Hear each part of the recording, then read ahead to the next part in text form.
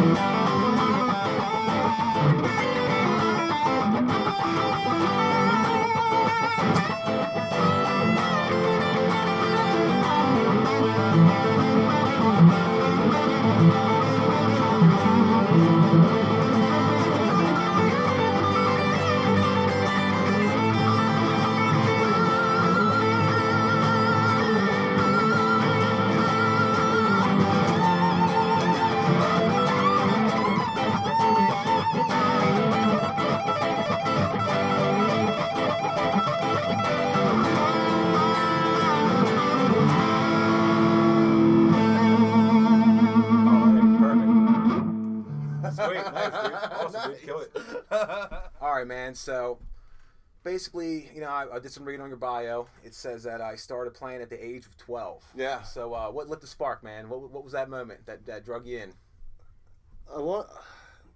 I wanted to learn how to play guitar. I always wanted to have a guitar. Like, I remember even being like a young kid, like 7, 8 years old. And I would be that kid. Like, remember those big entertainment centers back in the day that had like the old school, like, flip drawer thing for the TV and the cabinets and stuff. I would always be like air guitaring, like watching myself in the reflection in the glass of the entertainment center. I just want to do it. Every guitar player. Yeah, it starts there. Right there. That's where it starts. And self-absorbed, all of us. See yep. We're a lovely bunch. So I always wanted to play guitar and get one, and I got one around the age of 12, but I never really took it seriously until about the age of 15. I had a big Green Day phase in the early 90s, and their album Nimrod had just come out, and so I asked my dad if he could go pick it up at Walmart, and he comes home, he was like, they didn't have it, they were sold out, but I got you this instead. And it was Led Zeppelin 4. That's pretty sweet switch off. Yeah. Not too bad. Yeah, and all he said to me was just, give it a try. And I was like, yeah, what, Led Zeppelin, whatever, okay. Set it on my nightstand. A couple months went by, and I finally plugged it into, or put it into my boombox. Yes, folks, boombox. Nice. Wow. And put the cassette in the boombox, and hit play, and Black Dog started, and it was just. That was it, man. That was it. I was like, yes, I want to do that. And then I heard Stairway, and the rest was solidified. Nice. And then I just started kind of going in further, diving into like guitar players like Clapton. Page obviously was my biggest influence. Then I got into like Stevie Ray Vaughan, and did the blues thing, like kind of like felt like well, I love rock and that's great now, but where to start? Like retrace the steps and kind of like work my way up. And then by the time I was 15, there was open mic night down in Salisbury, Maryland, at break time, sports bar, and it was like an open mic, but like it was a live band. Yeah, so, right. So like musicians could show up and play and stuff. And two of the guys used to play for like Charlie Daniels and the Winters Brothers. They did the whole like Nashville thing. I was actually going to ask you about that, man. I actually put that in my notes. It says there in your bio that that's you learned a lot, about being a band leader and stuff like that. What kind of, can you tell me some stuff? I feel like that would be good for up and coming player to hear kind of the lessons that you kind of learned from that. Yeah, instead of thinking in terms of like, oh, the guitar solo is this many bars, everything was just, all right, you go ahead and take a lead break and we'll catch back up. Like, just go with it. So I learned a lot of how to like just visually communicate with other artists on stage, and to kind of like call out where a song's going to go just by watching them. Like, I super 15 years old, I was the guy Looking at the drummer. Yeah. Afraid to look at everyone else. Yeah. And so they kind of got me out of that shell, and the whole band was just like made up of guys that were just very like heartwarming, and like they took me under their wing and like kind of showed me the ropes. And Brad Kimes out of the Annapolis area, Joe Davis he was the keyboard player, all very, very good musicians. And that's where it all started. And playing covers and stuff like that in bars. I'd show up to high school it was always on a Thursday night. I'd show up on Friday. I'd be falling asleep in class.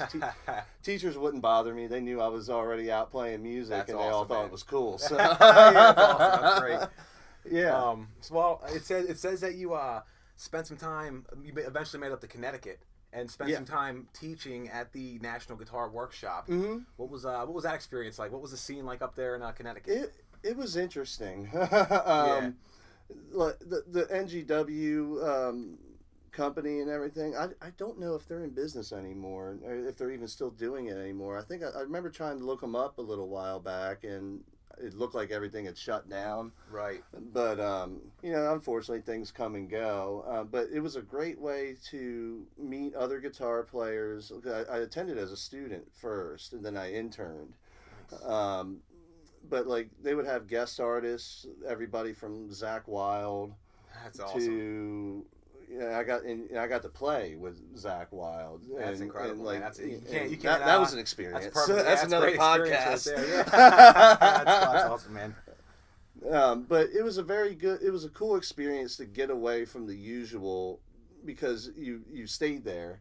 So it was like, you had these like nice mountains and stuff, like grassy hills and stuff you could sit on, like just play. Like you could really like just kind of like lose yourself in learning, because you're not dealing with all your usual life stuff. Yeah, it's kind of like rock camp or something. Right? Yeah, you're there simply to just learn. Yep, and I met a lot of great people through that. A fantastic slide player by the name of Kirby Kelly. He played like with Bugs Henderson and stuff out of the Texas area. Nice. And the funny thing is, like a lot of the faculty and just getting to meet other musicians and stuff, it inspires you to be better, because absolutely it's like when I hear you play, dude, can I cuss on this show? Yeah, absolutely. Dude, you're fucking sick.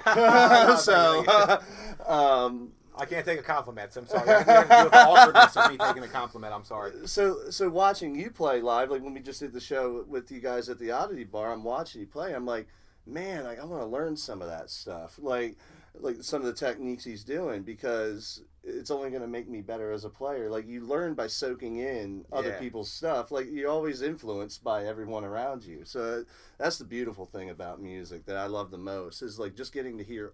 As much as I love playing myself, I love hearing other people play too. Yeah, man, that's why I started this show. Yeah, I'm a bigger, probably a bigger fan than I am a player. Yeah, so yeah. And I know.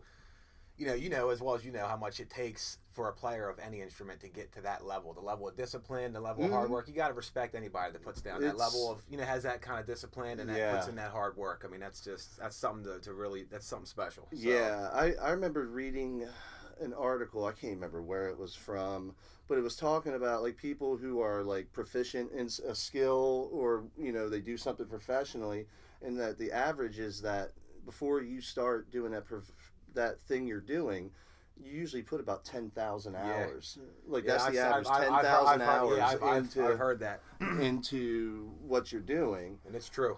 And it takes that kind of dedication. You really think about 10,000 hours. That's a lot. That's a few years, man. So who else did you get to jam with at the workshop? Because it says something about, was it some Stevie Ray Vaughan's band? I got to jam with Tommy Shannon. It was his bass player. Nice, man. He was a guest artist and did some guest lectures on like Blues Week when they did that. Nice. They would have people like Ronnie Earl come in, Robert Cray, like a lot of heavy hitter musicians would come in.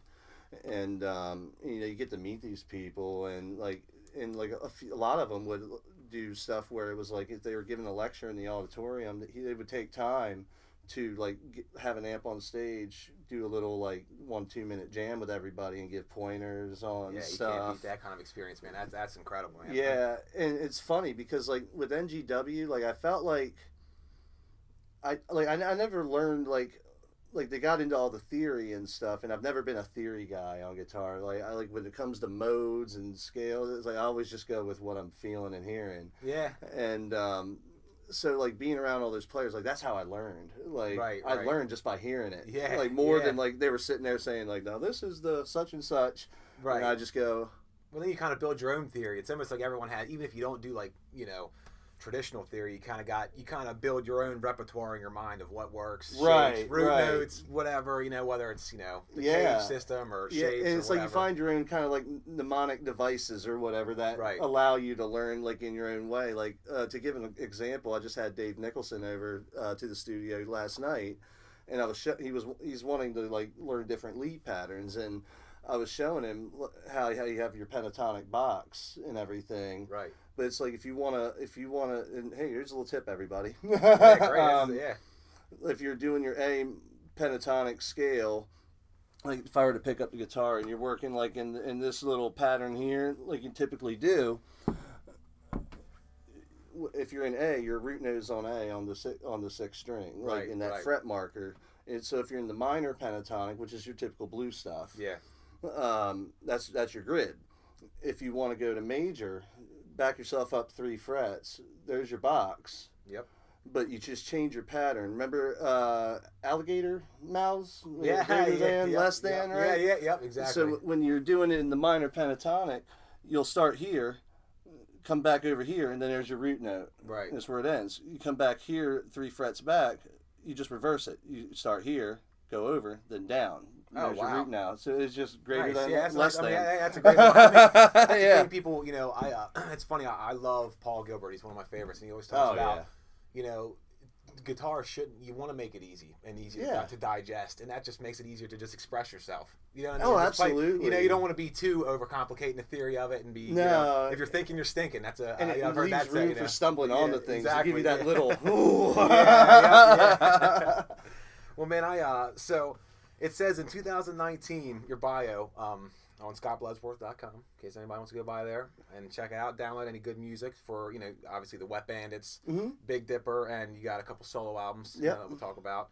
But it says in 2009, you took part in a last-minute studio session for Carrie Underwood's second album, Carnival Ride. Yeah, that was... Tell us what that was like, man. That was weird. You weren't the guy in the four-wheel drive that she keyed up the side. No, no. I'm much nicer, everybody, I promise. My wife, I can't say the same for my wife. She probably wants to key me up every now and again, but that's all right, I'm married. That's love. That's all of us husbands. We get it. Yeah. No, she is what makes my world turn, man. She is the best thing that's ever happened to me. So, but we love to rip each other. What keeps it fun, man. Yeah. But the album thing came. It was an NGW contact that I had actually, who said I had contacted him about trying to get into the session musician market, right out of high school. Hey, that's when you're crazy. But I was ambitious and wanted to give it a go, and he said, got a house studio in New York with a producer. And to be honest with you, I don't even remember the guy's name. It wasn't like going into a like this big recording studio and Carrie Underwood was there or anything.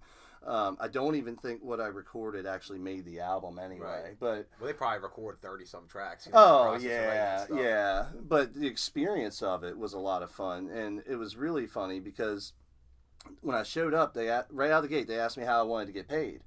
I'm like, money? Which is always awesome, especially if money's cool. Yeah. And then you're trying to put like a price on yourself, or at least like a gas card or something to fill up the truck and go back home. And they were like, well, if you want to do if the song makes the album and you want royalty payments, like here's your percentage. And they went through the jargon, or they said, or we can pay you $1,000 right now today. I was like, I'll take the $1,000. I mean, hey. And I did the equation, and it was like, I think it would have taken me like 2 years to equate like $1,000 just with the minimum. And that's if it would have made the album. If it would have made the album, I was like, I'll just take. So I'm not credited. I don't even know if the song made it on the album. They didn't even tell me who it was for or what it was for. They put like sheet music in front of me, and I told them, I was like, what? like I can look at this and kind of chart it out, like, you know, I mean, with chord charts and stuff, Right. but I'm more of an ear guy. And they were like, oh, okay, yeah, no problem. We'll play the thing back for you, and you can take some practice pass-throughs. And that was basically how it went down, and ended up getting what they wanted in like 2 takes. So was the songwriter there by chance, or telling you what they wanted, or any vibes they wanted? No, They it could was give you a kind of direction. They just said, "Hey, go for it, man. Go for it." That's pretty cool. That's and awesome. and then they sent the engineers said, like, you know, this is what I think this is going to work. This is exactly what they're looking for. So I was like, okay, cool. But I never heard anything after that day. And the only reason I found out it was for Carrie Underwood was I went into the bathroom, and the head engineer was using the urinal next to me. So I just happened to ask him. I was like, right. I was like, look, I know what I said and everything, and you know, but I'm just curious, who's this really for? He just goes, Carrie Underwood. I was like, huh, that's cool. That would be But sweet. that was the extent of it, but the biggest valuable lesson I got out of that experience was after it, because I saw how hand to mouth the session musician life is, because you could get a good call for make $2,000 or something, but then not get a call for 4 months. That's true. So budgeting and stuff is a lot harder in that kind of landscape, so to speak. Right. So it's kind of like something. It's tough to rely on. Like someone like, you got guys out there like Tim Pierce. Them guys, that have done it for 20+ years that are really good at it. So, man, that's awesome. So it says, okay, basically then you can move back to Delaware, and then around 2012. Well, I never left. Well, okay, well, all right. So So how much time did you spend up there? So basically, you were making just one day. So you were making commuted. You were making the commute up there then. Yeah, I just commuted there. Nice. What was that? Like 3-4 hours? Yeah, about. Wasn't too bad. So you record a solo album in 2012, Out of Dark, and it says you received creative tips from the legendary guitarist Gary Hoey. Yeah, I did. What was that like? How was that? I love his Christmas albums, man. That was pretty cool. He's a shredder. He kills it. I met him when he played a show at the Queen Theater a few years back, and met him after the show. A person I went to the show with, Tom Looch, just mutual friend, grew up in the same area, I believe, as Gary, and knows him. So, like, I was with him, so we got to go meet him, and just struck up a conversation. And I told him I was working on an album, and I was like, I know you probably get this all the time, like, hey, you listen to my album, but it's like, I'm just looking for feedback. Like, it's not like you don't have to pat me on the butt and tell me I'm special. It's just I just want like feedback from someone who's doing a lot more than what I'm doing. Yeah, for sure. And he did. He listened to it and told me this, that, and the other, and some tips and everything, and so just getting that kind of feedback was really cool, and we still keep in touch to this day.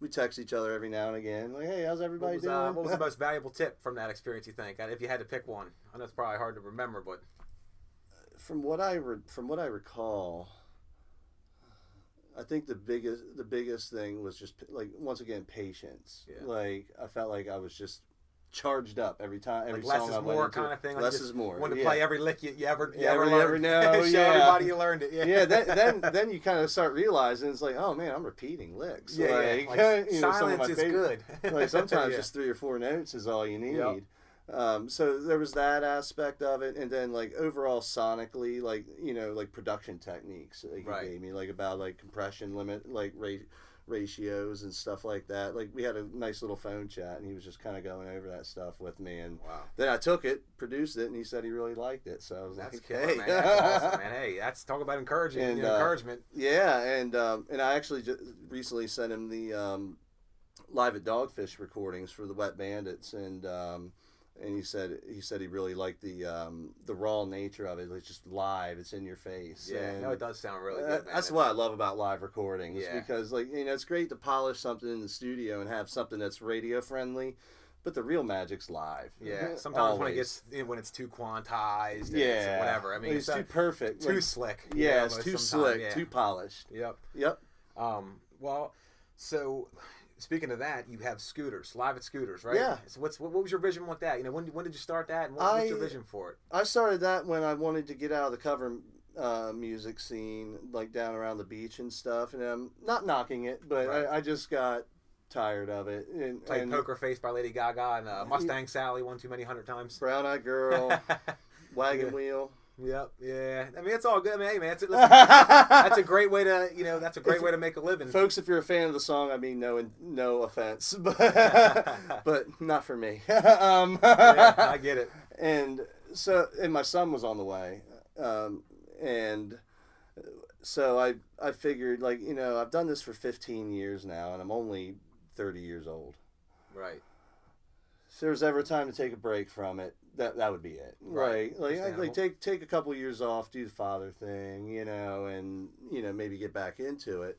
But then there was a podcast going on in Dover at a studio called Digital Street Studios. I've heard of that place. Yeah, Joey Falkerson. Yeah, some guys like that. Yeah. And shout out to Joey. Yes.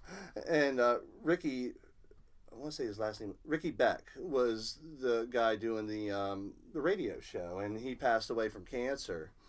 And I asked Kevin, I was like, the owner of Digital Studios, Kevin Nemeth, and I was asking him, like, I'm thinking about doing this kind of thing, like, could you give me any, like, info? Like, I know you guys have yours, and I'm not looking to compete. Like, I didn't know that it had stopped, so there was no original music, like, platform at the time. And he told me, as far as I know, you would be the only one doing it.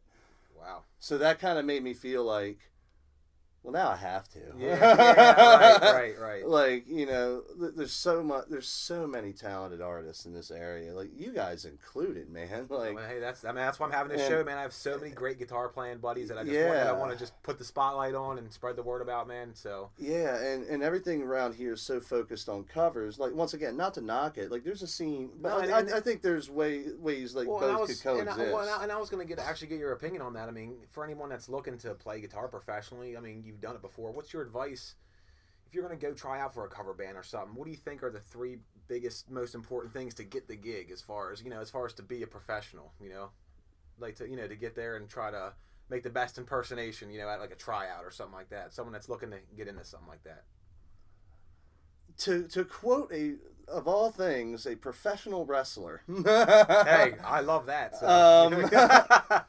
Kurt Angle always went by intensity, integrity, and intelligence, right? Yep.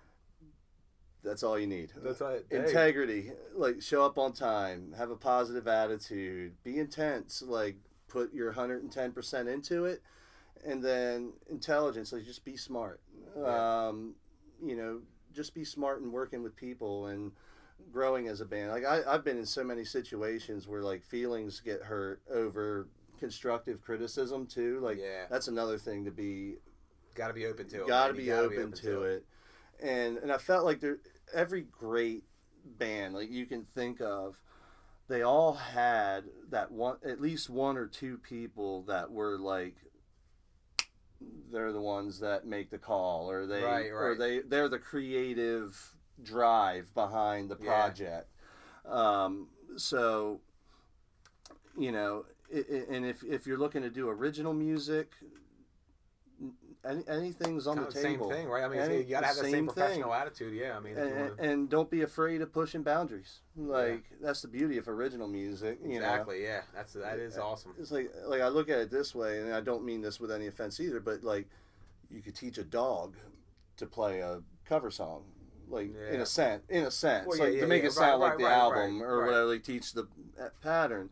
But when it's yours and you create it, and then you have that thing that you're holding on to, you have that idea. You create your snapshot in time, and that's not to any disrespect to any cover, because there's some phenomenal. No, absolutely, there's some ridiculous and like I said, with the cover scene, like, I mean, because you got to be able to play funk 1 second, yeah, blues the next second, you have hard to be rock versatile next second, and people want to hear, if you're playing Bon Jovi, they want to hear "Living on a Prayer," the yeah, solo. Like, they're expecting it. They don't want to hear your version of it. They want you to Richie Sambora it up. Yep. So, I mean, it definitely takes a lot of discipline and skills. It does. It takes a lot of talent. It takes an open mind. Yeah. It definitely takes an open mind. And like I said, like, with the cover scene, like, I'll never knock it, because I got to do a lot of cool things and play a lot of cool places and meet some great people in that market. It just got to me where it was like, I started seeing, like, my iTunes library of my own material just growing, getting longer and longer and longer, and I'm like, why am I not playing these? Yeah. That was kind of like the little light bulb moment for me. Right. And so I decided to take a break from the cover scene, And a little funny backstory about that, about my son, was when my wife was pregnant with him, I would always rub her belly and say, like, dude, you got to wait till after Daddy's last show. Just wait till after Daddy's last show, right? On the way home from the gig, my wife goes, oh shit, my water just broke. Oh, wow. Like, hey, wow, see? you really did wait. Like, he even held out for the encore. So you killed it. Yeah. Yeah. What a trooper. That's awesome, man. Well, so you got a new EP, 1111. Mm-hmm. Tell us a little bit about your writing process, man. I love to write originals, stuff like that, which, it's not dedicated to me, by the way, is it? That's my birthday. I mean, I'm just, it can be out there, 11/11. So. It can be. But what's your writing process like a little bit, man? Because that's something that fascinates me, man. Like, we talked about, basically you got a blank slate. It's your job to fill up 3.5 minutes or however long with something that's going to keep people, into it. Yeah, like a lot of times it all starts out as just something that I hear in my head, like a riff or a melody line or something like that, and usually I'll try to sit down with an acoustic first, just because I don't want to get too lost in like what I'm doing with an electric guitar. Right. Like at the core, like I feel like a song for me is like, could I sit and play this like with an acoustic around a campfire or something? Yeah, it's most important, definitely. So like a lot of people like to go to a piano. I want to learn piano a lot better so I can, kind of have that classical like understanding of your scales and everything, because they say it's much easier to understand theory on piano. So I want to get better at that, and even just for like song adding parts, like I don't have to go, all right, B minor, that's a do. Okay, there it is. I'll know. I got lost on what we were talking about. Well, we were just talking about basically your creative process. Oh, so yeah, yes. Because you did say, I did read in your bio, it said, which is something I've kind of felt, I think John Mayer's done it recently, a lot of artists are kind of moving in this direction, basically just doing kind of 5-song EPs. Yeah. It's a lot to ask of someone to dedicate an hour. Even my favorite bands, it's hard for me to listen to an hour and a half of new music, so it's almost you give them something that's digestible. So give them a little headbutt. Like you said, you can do a whole album. By the time it's over, you're almost a year past. Yeah. From the time you started writing, it's like, 'cause it takes so much work to get those 12 to 15 and songs so many out variables change, like in your gear and stuff. Like a lot of studios, like I try to keep everything like consistent. Like if you're using that amp for this album, that's the one we're using, and I'll take pictures of where I set it so I know like where I've put everything. And but as far as how I write and build a song, like usually what I'll do is like a lot of my albums I played everything on them, so like I'll build up scratch tracks to the metronome of like each part and have it laid out, and sometimes I'll do like vocal scratch just so I know like chorus here, okay, that's all right, this is where I'm at. So I'll build up the scratch tracks, and then I'll try to get the drums done in one live. Like if it's a colossal mess up and I have to like split it and keep going, that's cool. I don't want to get rid of what I did, but I try to have it as live as possible, like straight through, and then I go back and re-record the ones I want, like the final takes, right, to the drum tracks, so everything sounds tight and in sync with one another. And then like vocals and lead solos are usually the last thing I do. Yeah. Well, maybe, that's just like where I want to sprinkle it on top. Exactly. I mean, even though we're guitarists, mostly the least important part of the song. It is. At the end of the day, even though we like, it is. would like to think otherwise. Even though there is another popular. Drummers hate guitar solos. Don't want to tell you different. And guitar solos got replaced by guest rappers. So I just recently saw that funny song video where the guest rapper killed a guitar solo. Nice. They keep talking about the death of the guitar here this day and age. I refuse to believe it. It's not dead. I'm going out on my feet. It's not dead. I'm not going to give up. No. Not as long as I'm still alive. Guitar will always be cool. Exactly. It's always an extension of yourself. Well, man, I gotta ask you. I'm gonna ask every guitarist on this show. So this is the one. It's hard to pick 4, but who's your Mount Rushmore of guitarists? Past, present. Ooh. Any 4 you can choose. I know it's tough because I could rattle off like 20 names. It's definitely tough, you know? Page for being an initial influence. Really like making me say, "Yep, I want to do that." Page is definitely. I'd have to put him number 1 just for that, because if I didn't hear that Led Zeppelin 4 album, I'd probably just be mediocre play. I wouldn't have put what I put into it. Wouldn't have gave you the passion. Yeah, and then up there I'd say probably Clapton. How many? 4 or 5? 4. I believe there's 4. There's 4 on Rushmore. On Rushmore, right? Yeah, I think so. Someone in the comments check me on that, because I can get roasted by everyone that knows history. That's fine. And we love a good roasting. Yeah, I can take it. Thick skin. But I would say 4. We'll go with 4. Because I believe it's 4. All right, so I'll say Page, Clapton, David Gilmour, actually. Nice. And I gotta throw Van Halen up there. Oh man, I gotta throw Van Halen up there. He had a pretty huge impact, man. Yeah, that's great. But dude, it was great talking to you, man. Is there anything you want to plug? Anything coming up, man? Wet Bandits playing all over the place. Yeah, Wet Bandits are kicking up and gaining momentum. We'll be playing Miss Pillion River Brewing Company on this Saturday, 23rd, right? That's this Saturday. Yeah. Coming up. And they're doing a beer release party, and it's going to be a good time. And it's always a packed house there, and come catch the Bandits. It'll be fun. Awesome. It's always a party. Yeah, awesome, man. Well, hey, dude, it was good catching up with you. Hey, man, thanks so much for having us on, having me on. This was so much fun. All right, guys. Thanks for joining us for the interview. We're going to sign off by basically just having a little musical conversation. I pre-recorded a little backing track on my looper. This is an idea straight from Paul Gilbert's DVD, Silence from a Deafening Roar. Love PG. If you know a guitar player, you don't know who that is, go check him out. He's amazing. Basically, I'll play one pass through, and, basically kind of my last phrase will be, he'll pick off and make that his first phrase of, what he's playing, and vice versa. We'll just kind of try to keep that conversation going. So if you're a guitar player, you got a buddy at home, I definitely advise this. It's a lot of fun. Besides that, I'll see you next episode.